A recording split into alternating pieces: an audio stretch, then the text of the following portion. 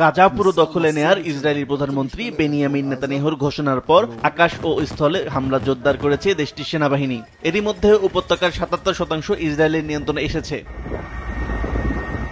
ইসরায়েলের সেনাবাহিনীর প্রধান জানিয়েছে, হামাসকে ধ্বংস করে পুরো গাজা দখল না করা পর্যন্ত তাদের অভিযান অব্যাহত থাকবে।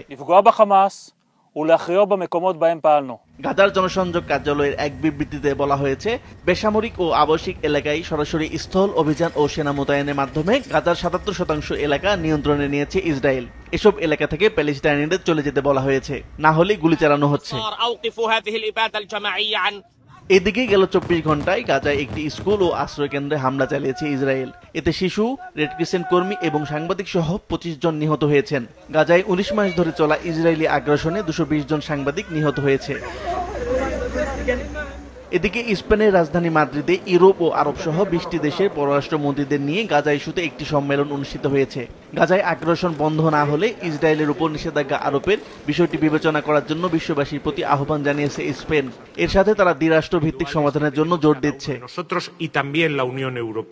মাল্টা জানিয়েছে ২০ জুন জাতিসংঘের সম্মেলনের পর তারা প্যালেস্টাইনকে রাষ্ট্র হিসেবে স্বীকৃতি দেবে। এই পদক্ষেপকে নৈতিক দায়িত্ব হিসেবে অভিহিত করছে দেশটি। মার্কিন স্বরাষ্ট্রমন্ত্রী ক্রিস্টি নোয়েম ইসরায়েলে আছেন এবং ইসরায়েলের প্রধানমন্ত্রী বেনিয়ামিন নেতানিয়াহুর সাথে দেখা করে তার দেশের প্রতি তার অটল সমর্থন প্রকাশ করেছেন।